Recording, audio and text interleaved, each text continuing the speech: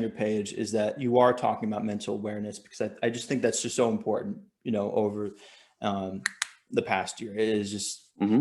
the things I hear from even some of my friends. I mean, some of them sound so depressed and all this, and I want to be able to give them an uplifting mood, Yep. like Yep. it's super important. And so Uh-huh. I love to see that. And what's kind of pushing you to do that, to really kind of bring people into that space?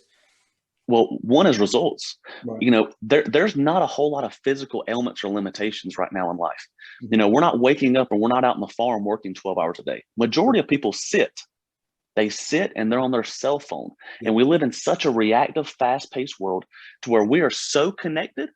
Literally right now, you and I are on a FaceTime call, which means that there's literally being beams shot to outer space to a satellite, then coming back to your cellular device, then pixels come together and we're Right. talking through a phone. Right. That's insane.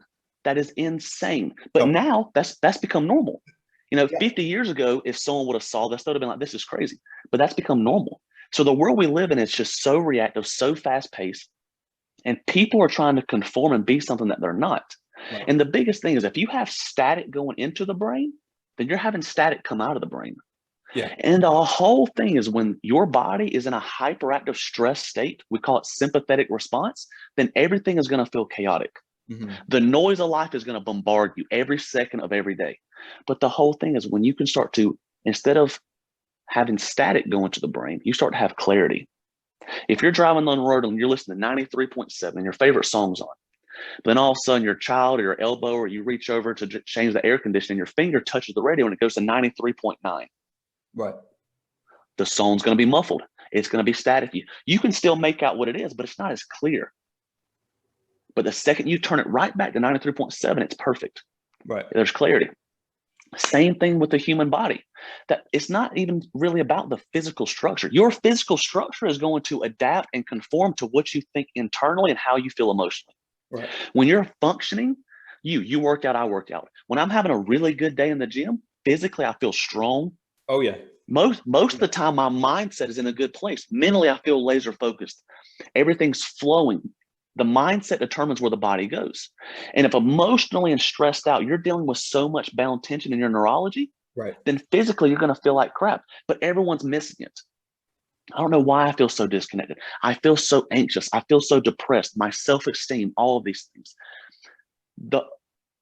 The only way you're ever going to create a true solution in life is to connect internally. Nothing external is ever going to validate you or give you what you want. Yeah. But the second that I can reconnect you to the healing power within, to the emotional, mental, and spiritual clarity that you have that's put inside of you, then all of these little ailments and all of the little story and the program that you have is just going to go away. Right. And another thing is outside of allowing the body to function at a higher level through chiropractic, taking ownership of your mind. And this one story right here really catapulted my trajectory in personal development. May 6, 1954. What happened on that day? Roger Bannister was the first person to ever run a 4-minute mile. He realized that physically he could not do it. But what separated him? It wasn't that he was bigger, faster, stronger than anybody else in the world, but he did this. He broke through the chains and the barriers of his subconscious mind. And the second, because ultimately in life, nothing is possible until someone achieves it. Then you create a new threshold, a new standard. And the second that he achieved the 4-minute mile, in 2 years, 37 more people did it.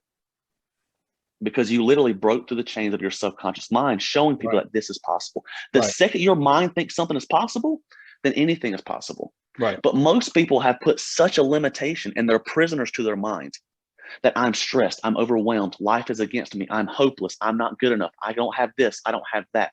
That's just the internal dialogue. Right. Right. And if we can start to rewrite that and change that you are not your story, you are not your label, you are not your diagnosis, that your identity is not confined to this, then you start to take ownership of your life and everything can change in a snap of a finger. I love that. I love